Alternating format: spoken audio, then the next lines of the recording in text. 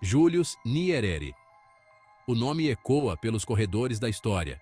Ele é um gigante, um símbolo da libertação africana. Para a Tanzânia, ele é o pai da nação, Mwalimu, o professor que guiou seu povo para a independência. Nascido em 1922, a história de Nyerere está entrelaçada com a luta da Tanzânia pela liberdade. Ele conduziu seu país para fora das sombras do colonialismo, dando-lhes voz no cenário mundial. Sua visão moldou uma nação. Nyerere acreditava em uma Tanzânia unida. Ele defendia uma visão de autossuficiência. Ele lutou pela justiça social e igualdade. Sua liderança deixou uma marca indelével na Tanzânia e no continente africano. Esta é a história de Julius Nyerere, um homem que ousou sonhar com uma Tanzânia livre e próspera. Butiama, uma pequena vila em Tanganyika, foi onde a história de Nyerere começou. Nascido na tribo Zanaki, ele vivenciou as realidades do domínio colonial desde tenra idade. Apesar de suas origens humildes, o pai de Nyerere, um chefe tribal, reconheceu o valor da educação. Ele enviou seu filho à escola, uma oportunidade rara para uma criança em Tanganyika na época. Nyerere se destacou em seus estudos. Ele era um aluno brilhante e curioso. A educação tornou-se seu passaporte para um mundo mais amplo. Abriu seus olhos para as injustiças enfrentadas por seu povo sob o domínio colonial. Isso acendeu uma chama nele, um desejo de mudança, de liberdade. Desde aqueles primeiros dias em Butiama, Nyerere carregou as esperanças e sonhos de seu povo. Ele se tornaria sua voz, seu líder, seu Mwalimu. Em 1949, Nyerere embarcou em uma jornada que moldaria seu destino. Ele viajou milhares de quilômetros de casa para estudar na Universidade de Edimburgo, na Escócia. Em Edimburgo, Nyerere encontrou novas ideias e perspectivas. Ele mergulhou na filosofia política, economia e história.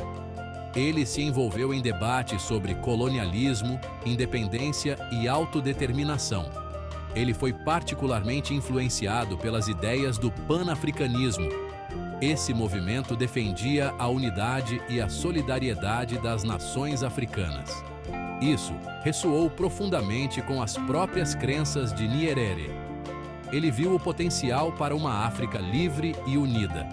Seu tempo em Edimburgo foi transformador, equipando-o com o conhecimento e as ferramentas para lutar pela libertação de seu país.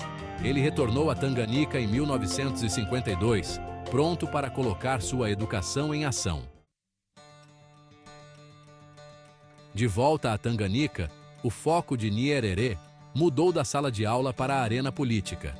O desejo de independência estava se fortalecendo entre seu povo. Eles estavam cansados do domínio colonial. Eles ansiavam por autodeterminação. Em 1954, Nyerere deu um passo crucial. Ele ajudou a fundar a União Nacional Africana de Tanganyika, ou TANU. Este partido político tornou-se a força motriz por trás do movimento de independência. A TANU, sob a liderança de Nyerere, mobilizou as massas. Eles organizaram comícios e protestos. Eles espalharam sua mensagem de liberdade através de jornais e transmissões de rádio. Eles desafiaram as autoridades coloniais a cada passo. O carisma de Nyerere e seus discursos poderosos ressoaram com o povo.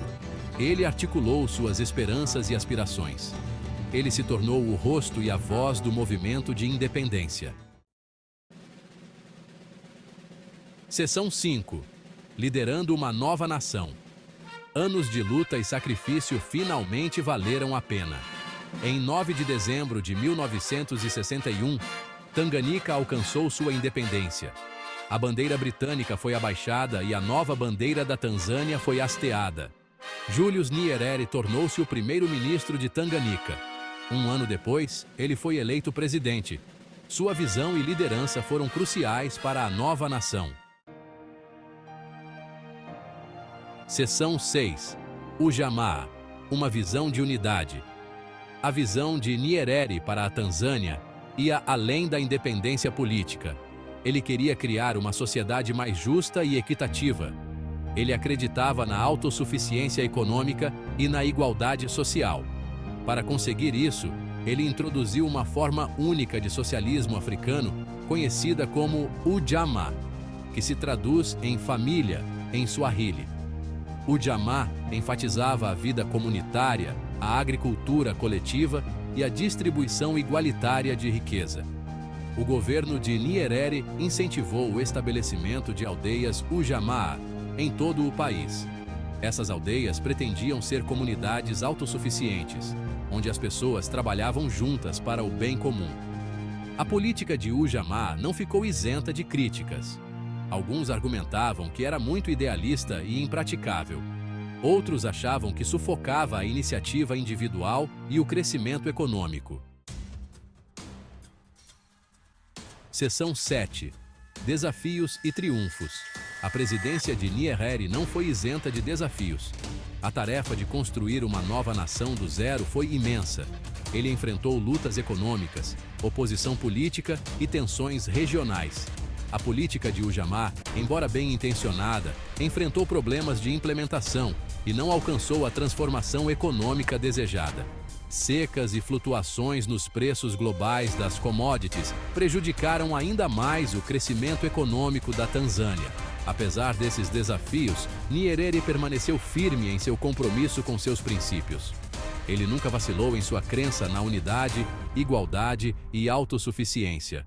No cenário internacional, Nyerere tornou-se uma voz respeitada pela libertação e desenvolvimento da África. Ele foi um crítico ferrolho do apartheid na África do Sul e apoiou movimentos de libertação em todo o continente. Seção 8. O legado duradouro de Nyerere. Em 1985, após mais de 2 décadas no poder, Julius Nyerere renunciou à presidência. Foi um exemplo raro de transferência pacífica de poder na África. A decisão de Nyerere cimentou seu legado como um líder altruísta. Ele se aposentou em Butiama, continuando a escrever e falar. Mesmo na aposentadoria, Nyerere permaneceu uma figura respeitada. Ele continuou a defender a paz e o desenvolvimento. Ele mediou conflitos no Burundi e em outros países africanos. O legado de Nyerere é complexo e multifacetado. Seção 9. Inspiração para hoje. A história de Julius Nyerere é uma inspiração para todos nós. Ele nos lembra que uma pessoa pode fazer a diferença, que indivíduos comuns podem realizar coisas extraordinárias. Ele nos mostrou que liderança é sobre serviço, capacitar os outros para criar um futuro melhor. Lembremo-nos das lições de Julius Nyerere. Abracemos seu espírito de unidade, seu compromisso com a igualdade.